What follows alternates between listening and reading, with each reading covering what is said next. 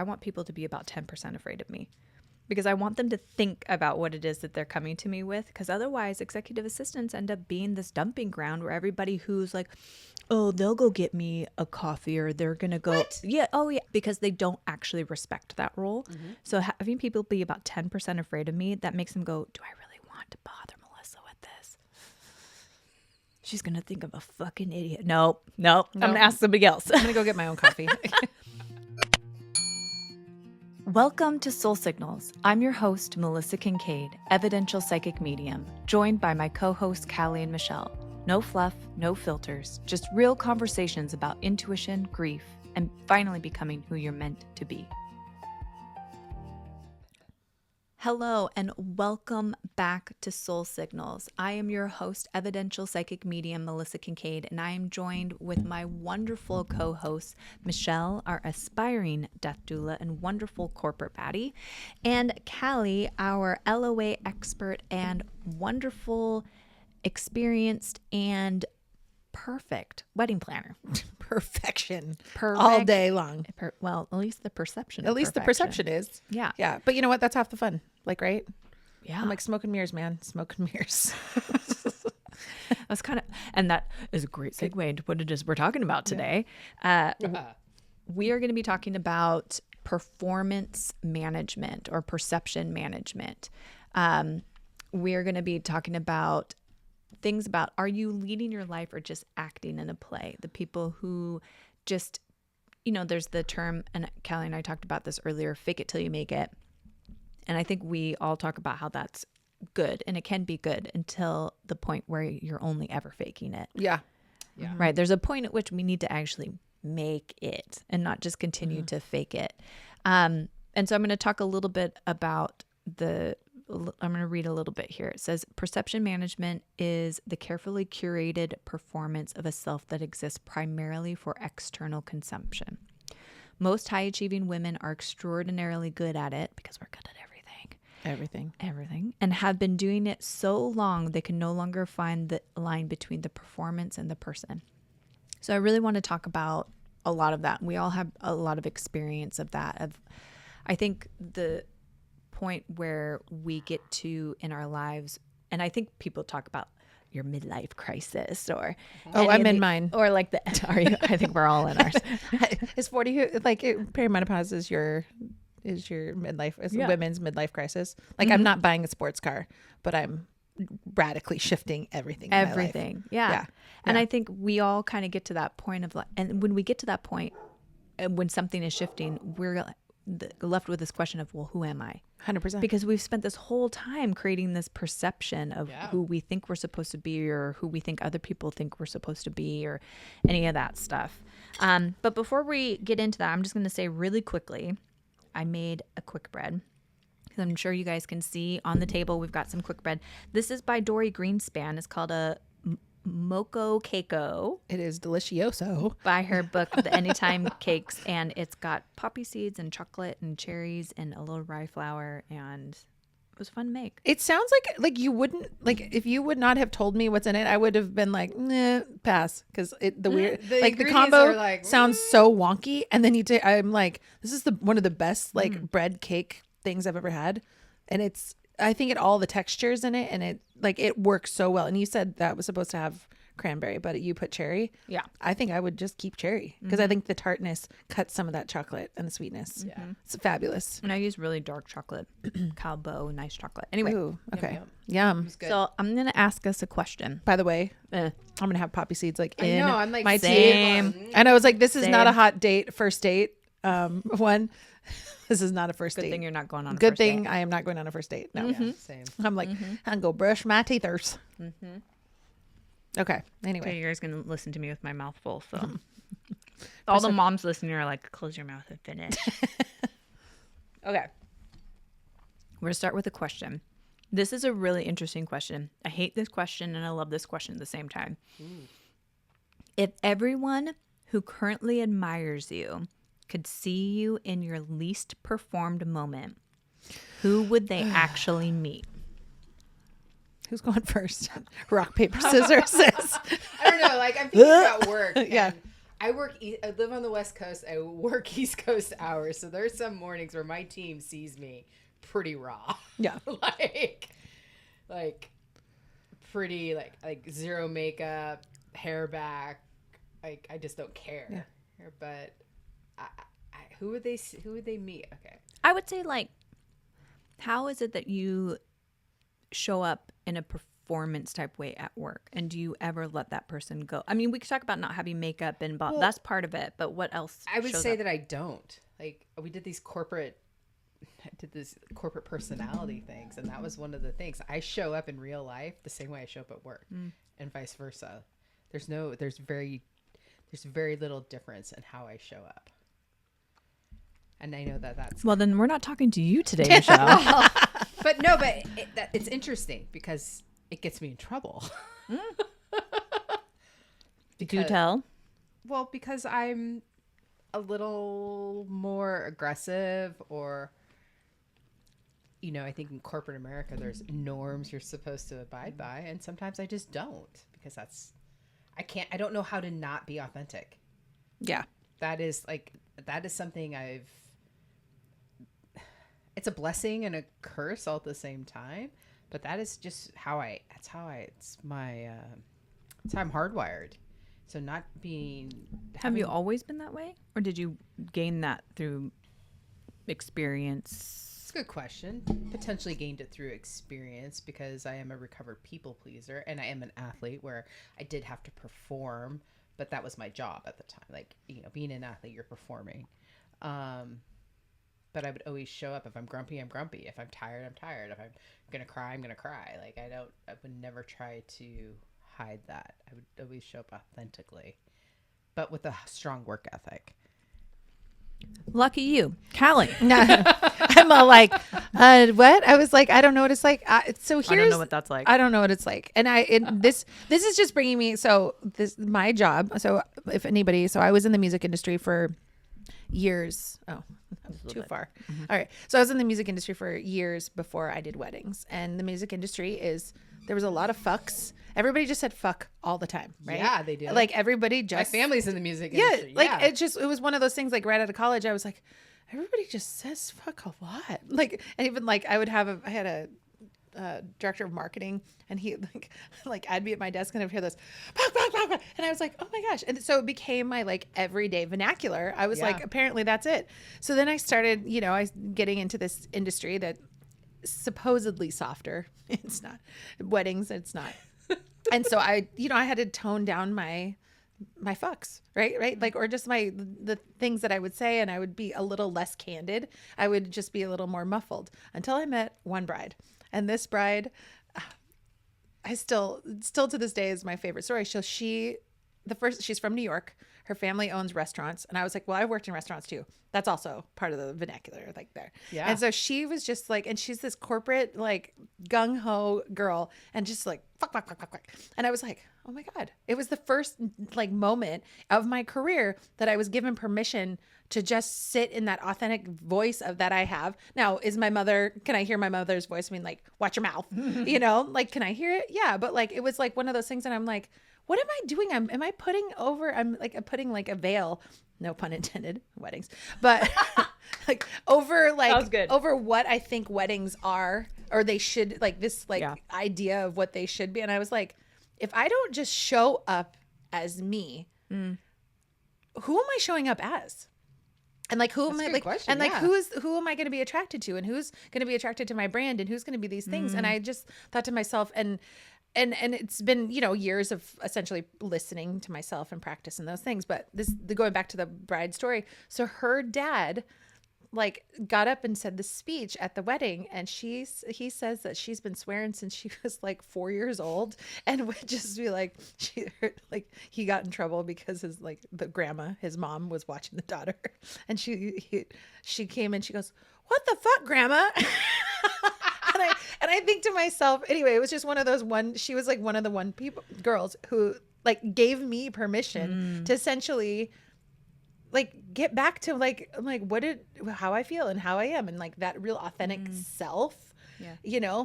Now, do I still feel somewhat performative consistently? 100%. Because I think everybody thinks that, like, my job is, like, you're super type A, you're organized, you're this, you're that. And I'm like, no, like not even close. Now, am I organized? 100%. Do I have a system? And like, yes. And it does it Would work? any type A person understand your system? No, not even a no. Not even a little bit. Callie, I identify with that. Like, People are like, oh, you're so bad. I'm Yeah, like, no, I'm really not. Right. But what I do is I lean into that piece of it because I think to myself, and I know that like, because I have an ability to shift really quickly and I'm not stuck in, oh, this is what it had to have been. And quickly I'm able to shift anything. So I always say, I'm like, you actually don't want I mean, at least my clients, right?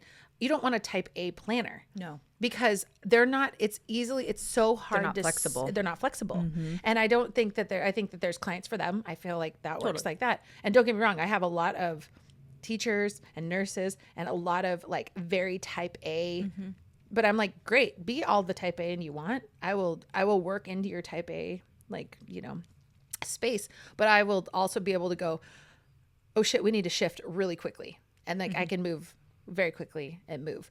But yeah, I think that like, you know, performative. Yeah. So if somebody saw me, they'd be like, your drawers are not organized at all. And you are not like Jennifer Lopez off of, you know, the wedding planner. Oh, like yeah. that is not, Yeah. I was like, you're not going to, I was like, I am fucking messy.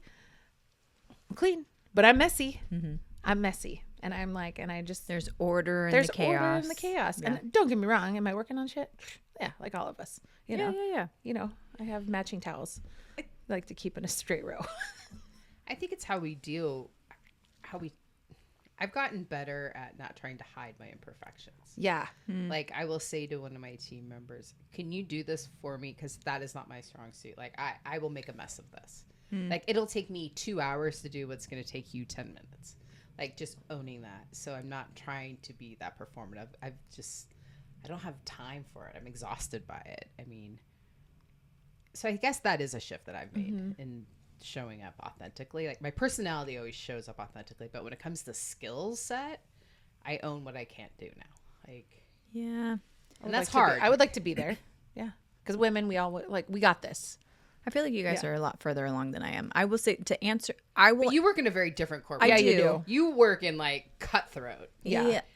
Weakness is not. Yeah. So I will. So I'm going to answer the question that I posed. What if I were to be perceived in my most unperformed self? Who would they meet? So I can tell you that in my corporate world as well as my mediumship. If somebody were to see me in my most unperformed self at work, probably two different things would show. One, they would see I would cry more in front of people. You know, there would definitely be that. And I would absolutely say, I don't fucking care what you have to say. I don't, and like, You just want to be like, I really admire and respect my boss a lot. But if you know how there's these videos that are saying like, as an introvert, like if you ask me this, I'll tell you this, but what I really want to say is this type of thing. Like if I really got to say what I want to say, my boss sometimes can get really riled up about things that I think are small. And sometimes I'm gonna be like, that's really small. I really don't want to have you get fussy about that. Stop getting fussy. Like I would love to say that to them, but you can't, you know, I'm the executive assistant. I got it. I'll fix it. I'll take care of it. I'll do whatever. And then I just kind of grumble in the background. I think the executive assistants that work with me would see more of I try really hard to be vulnerable in front of them in some ways to relate to the swearing part. My company swears all the time too, but I swear more with my executive assistants because I think it kind of puts me at a level playing field with them. There are executives, I know this for a fact. I know that there are VPs in that company that are actually intimidated by me. So because I perform this person who has everything together and doesn't, and that is who I am, to be fair, that is who I am. yes, it is. But it is. Yes, it is. Yeah, it's a performance. Like I would hire you. Yeah. I want you to be the boss of me. I There do you too. go. I was like, can you be our boss? Yes. I am really happy. And I always tell people at work, I say, I want people to be about 10% afraid of me. because I want them to think about what it is that they're coming to me with. Because otherwise, executive assistants end up being this dumping ground where everybody who's like, oh, they'll go get me a coffee, or they're going to go. What? Yeah. Oh, yeah. I mean, bullshit. Sometimes that's necessary, but it's like this, you get taken advantage of a lot in that role because they don't actually respect that role. Mm-hmm. So having people be about 10% afraid of me, that makes them go, do I really want to bother Melissa with this? She's going to think I'm a fucking idiot. Nope. I'm going to ask somebody else. I'm going to go get my own coffee. Which I'm okay with, but it makes me really sad to hear that VPs or EAs are scared of me. That bothers me a lot. You know, that happens. Like, people are afraid of me too, and that bothers me. I'm like, I'm so nice. I'm not scared. And the EAs that know me really well, they go, I get it, but like, I don't get it because you are literally the nicest person. I'm like, I know, I am. So I would say also then, to answer this question for my mediumship, I'm going to shoot myself in the foot by saying this, but if people saw me in my unperformed self, I would be scared, worried. I'd be like, oh my God, I want to make sure you guys are really happy. I'm so sorry I didn't do well for you. Like I would crumble because that's what the tape that's going on in my head, but I have to present this person who has it all together and can totally, perform what. And again, it's a fake it till you make it. I was way worse 5 years ago. I would, like, if somebody saw my unperformed self being in front of a bunch of people doing a demonstration, oh my God. I cannot tell you how many times that I've gotten painted myself in a corner and they're telling me no this whole time. And I have to tell myself, Melissa, don't start crying. Don't get embarrassed. Don't start crying. Take a deep breath because they're not going to respect you. It's really hard. Oh, multiple times. That's hard. Yeah. Because they're, it's a mystical art. There's no like science to it. It's not like an exact thing. And sometimes it's not like it's not like you're doing a PowerPoint presentation. No, right. Sometimes you get it wrong. Sometimes mystical art. Yeah. It's a mystical art. I like that. And I can't take credit for that. My mentor coined that phrase. Or I'm sure he got it from somebody else too, but it's a mystical art. So it's never going to be a science where it's absolutely perfect. Yeah. And the sitter themselves also can kind of lead me astray. Not their fault, not my fault. It's just how it works. Mm-hmm. And if I keep getting no, you're wrong. I don't know how to get myself out of it. I get frustrated and I get embarrassed and I get really upset that the tape that goes through my mind is, you're not a good medium. You're really bad at your job. And that's who the person they would see, the unperformed Melissa. So like, does that mean I'm not a medium or not good at my job? Fuck no. I'm on one hand, I care so much that I want to be perfect. And on the other hand, I know I'm damn good at my job. You're damn good. Yeah. I'm really, really good at it. Mm-hmm. Going from here to here is the perception management. Yeah. That's an interesting thing to, like, I have my boss. He's like, not Michele perfect. I just need you to get us here. Yeah. Like, so he's helped me with that perception management. But I'm like, what I'm giving you is not perfect. He's like, oh, but it is perfect. I'm like, but it's not perfect. He's like, it is perfect. Yeah. Take it down a couple notches. And that's so hard. And it is hard. And we were talking about perception management, but like, that's not what I was actually going for, but that's how people are perceiving it. Yeah. And then to dumb it down, it feels even gross. More insulting. Yeah. I was talking to Josh this morning because I told him in the spiritualist dem that I did yesterday, I said, that audience is really good because they see mediums every single week. And I know they understand the level of mediumship, and I know they understand. You respond with yes, that's correct, no, that's not correct, or I don't know, and you usually don't give too much. But this audience helped me a little bit, just enough. They helped me just enough that I was able to know that I was on the right track. So the example that I gave in the other episode about the gentleman, I said, you would understand a brother in spirit who you had an estranged relationship with and blah, blah, blah. If he had just said no to me, I would have been like, okay, I'm not with you. And I would have tried to find somebody else. But because he said, I have a brother, we are estranged, but I don't know if he has passed. So he didn't stick with yes, no, I don't know for me. Yeah. It allowed me permission to go, okay, maybe I'm right. The direction was right. I'm just saying this slightly wrong, right?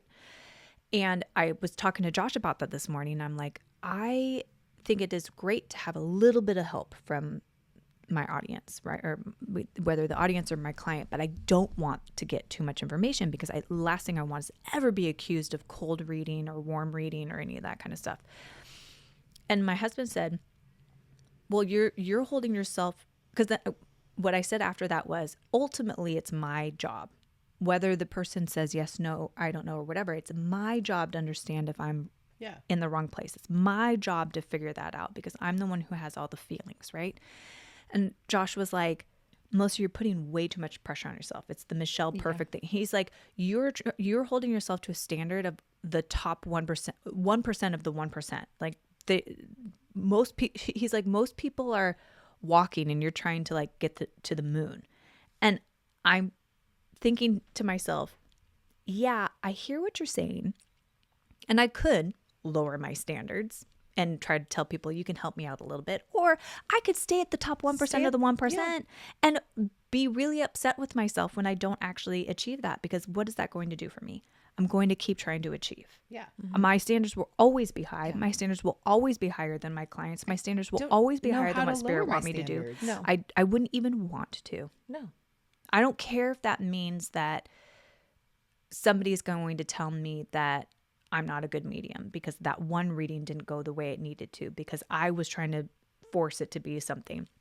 That's a learning. That's all that is. Mm-hmm. It's just a learning. Yeah. And I think the perception management part that I've kind of come to is I need to be okay with expressing to my clients, and I'm decent with this, but not as good as I could be. I'm going to get it wrong. Mm-hmm. I'm going to get it wrong, but guess what? I'm actually not wrong. I have come to know that all the information I get is actually accurate. It's just the way that I'm saying it comes across as not certain. And it's just a process, and it's okay if I get it wrong. Like going from, oh my God, what's going to happen if I have a private reading and I don't connect? I'm destroyed, to, well, who fucking cares? Just give them their money back. I don't care. Yeah. I'm not going to be the medium for everybody. No. You know, it's not going to work every single time. My God, like what if I'm on my period that day and I'm having cramps? Like it is what it is. Yeah. Well, they did say, like, if you're an expert, like even when you say, Callie, the LOA expert, I'm like, oh, I am not. But there is the whole perception of you only have to know 20% more than the lay person to be an expert at those things. Yeah. So like that. You definitely know 20% more minimum of the lay person. I 100% do. But like when you said that originally, I was like, I don't know. That doesn't. But then I'm like, no, I probably know a lot. Not probably do. I do. I mean, years of doing this, but like, it's an interesting thing. Like that I'm like, and even I'm just like, let's not put that label on, but that's a perception management thing too, because you're trying to manage other people's perception of you, that you don't want people to think that you're an expert, because if an expert actually asked you a question and you didn't have an answer for it, like, here's the thing that I will tell you. So we're going a little bit of a tangent, but that's okay. It's fine. It's fine. I think that we all think that somebody's going to come test us on something when we've hung our shingle on somewhere, but they won't. Like, I remember when I first made my website 10 years ago, I thought I was going to get flooded with so many. No, they're not. I'm sorry. Like, you think that you could call yourself an LOA expert, because 100% you are. But if you're not ready to claim that, that's okay. But the perception management is, go ahead and claim it, because guess what? Nobody's going to knock on your door and ask you to teach them LOA. No. They're not going to, not today, because you're not ready. I was telling Josh yesterday, I said, because the dem yesterday went so well. The business is really starting to thrive. I know I just spent the last 10 minutes talking about me being scared about not being a client this morning. Yeah, I booked a client booked this morning. I've got all of these things going for me, and I told him, I said, you know what? I am so glad none of this stuff popped 10 years ago. I am so glad, because I was not ready. Mm-hmm. But now I'm ready. When people used to book with me 5-ish years ago, I'd be petrified. And I would be nervous for at least a week leading up to the reading. Like, oh my God, what am I? Like all of this stuff. And now I'm like, I don't even think about it until maybe 10 minutes before, 30 minutes before the reading, because that's when I really, get started. And same thing with the spiritualist dem. It was my third time doing the dem yesterday. And demonstration. Yep. Thank you for the only reason I know that. I was like, the first time you said it, I was like, what's a dem? Sorry. And I literally Googled it. You did? That's hilarious. Sorry, that's my bad. No, that's okay. I'm just demonstration. Yeah. They call it mediumship demonstration because we're demonstrating that life continues after physical death, or life continues after life. And I totally lost. You made me lose it. Oh, I was really grateful that it didn't happen, because yesterday was the third time I had done it. And the first time I was leading up to it, the whole week leading up to it, I was scared shitless. Second time, I was nervous the day before. Yes, and each of them had gone exceptionally well, shockingly well for me, because I was like doing something new, being scared, feeling like I was going to be tested, like all of these things, and it went exceptionally well. Yesterday, I didn't get nervous until about 20 minutes before. And so it's like better and better and better and better and better. So it's the do it scared. Do it scared. Do it scared. And perception management is an important part of getting to the place where you want to be. It's the fake it till you make it. It's the live the life that live as if. Live that, yeah. Right? The LOA stuff of the live as if. And I think the part, and we alluded to this at the beginning of this podcast, but the part where we get into trouble is when we never shift into actually becoming and being. It's when we stay in the perception of it. Yeah. And I would argue that if we stay in the perception of the thing that we want to create, I would argue that that was never the thing that was aligned with your soul in the first place. That was my very first thought when you said that. I'm like, if you sit it and you're like, if it just doesn't fit, it's not going to ever fit eventually, you know? Yeah. It's so interesting. Like, I've been thinking, like, as we're talking here about work, and, you know, I'm in project management. Okay, yippee. But there's a lot that goes into it. There's a lot. When you're really, really good at it, the creativity that goes into it. And when I started my job, I was really nervous about it and didn't have a lot of confidence. And my perfectionism got in my way a lot.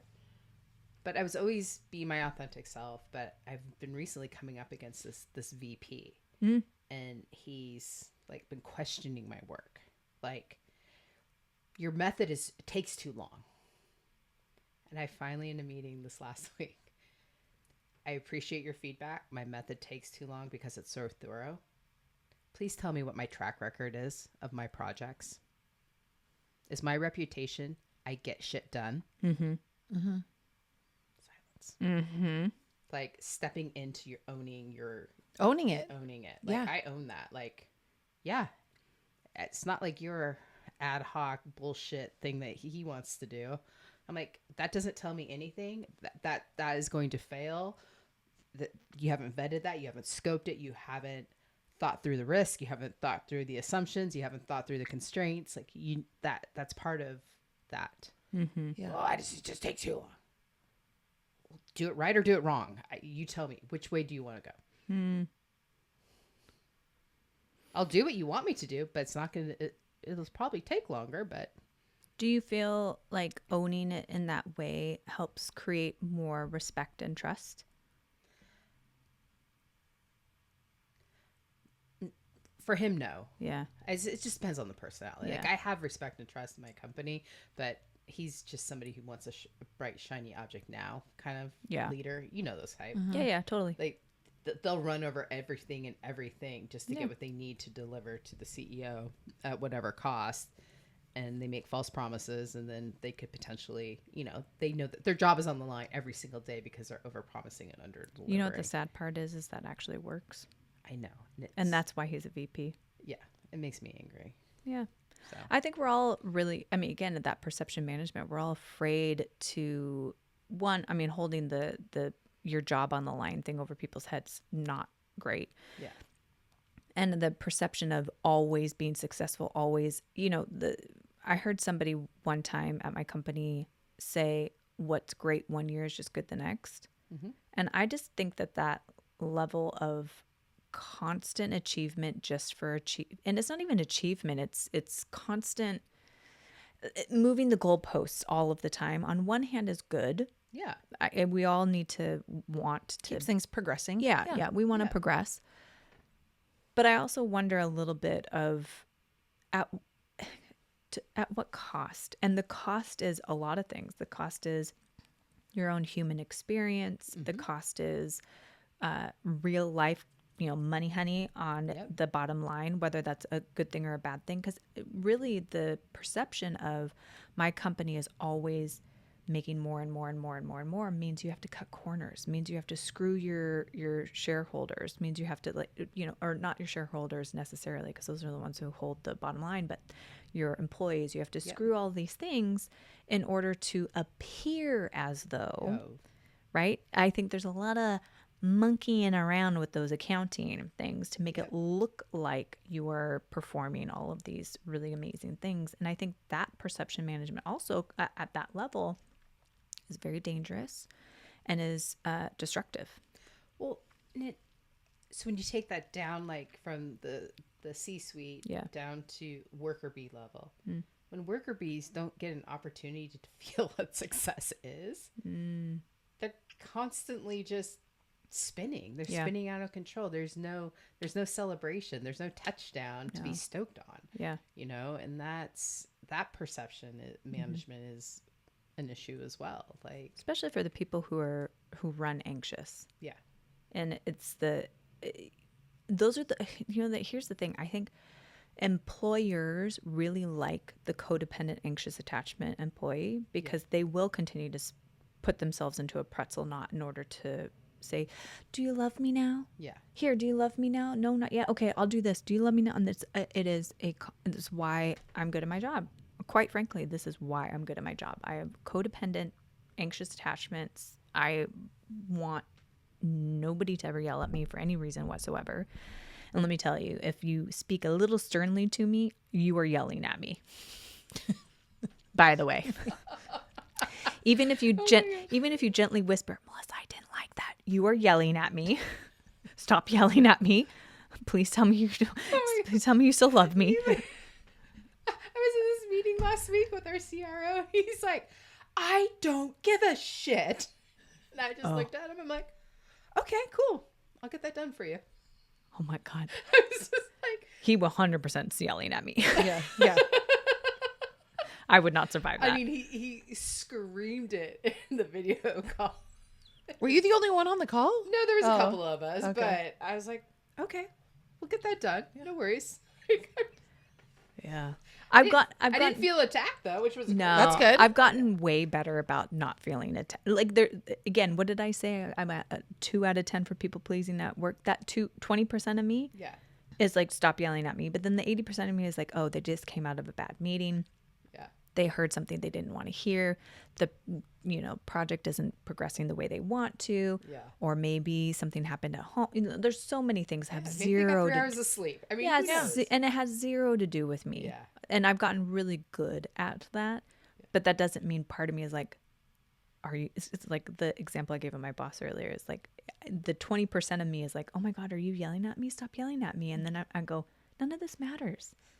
So I'd be like, none of this matters. I have a funny example of perception management. Then we can probably wrap this up. Yes. So, yeah. Like who would your coworkers really see? Who would they see? Okay. I have never balanced a checkbook.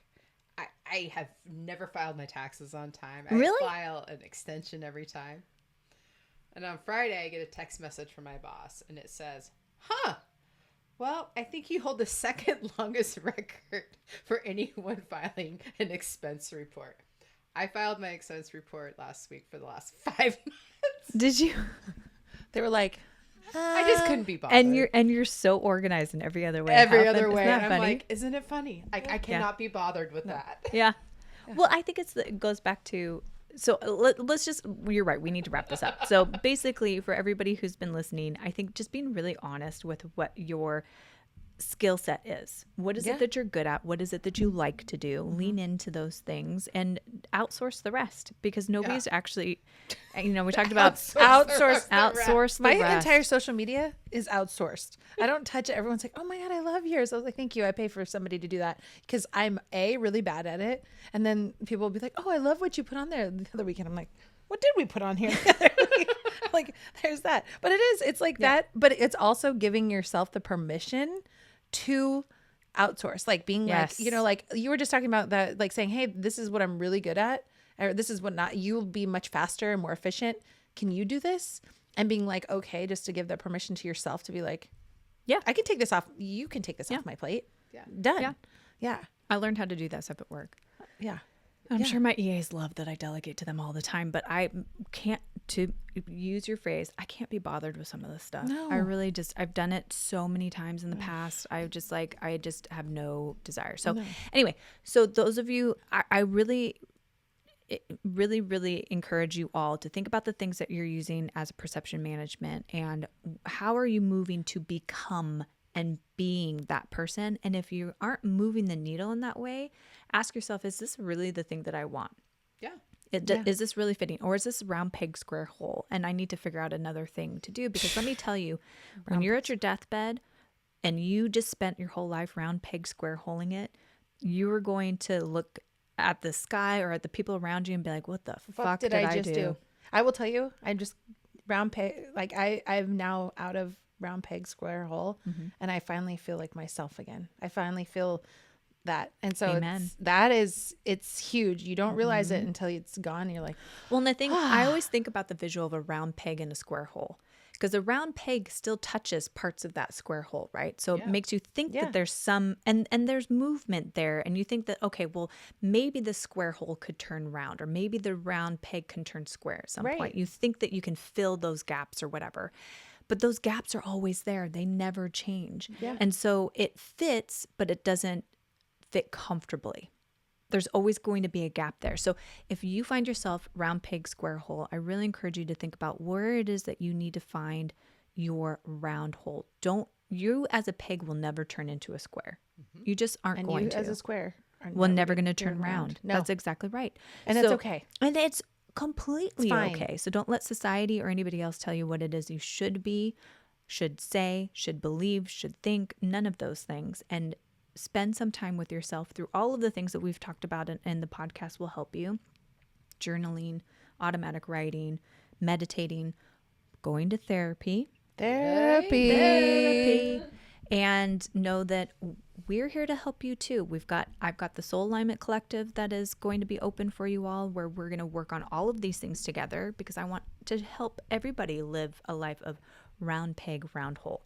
So with that, thank you so much for spending some time with us today and listening to all of our rambling bits about perception management. And if any of this resonated with you, or you think it would resonate with somebody else, please like, share, and subscribe. It helps a ton, as well as putting comments and let us know what you think about this episode, because we want to be able to deliver the information and the topics that you're interested in. So thank you so much, and we will see you next time. Bye. That's the signal for today. If it landed, subscribe and share to keep the frequency high. Vision, vibration, voice.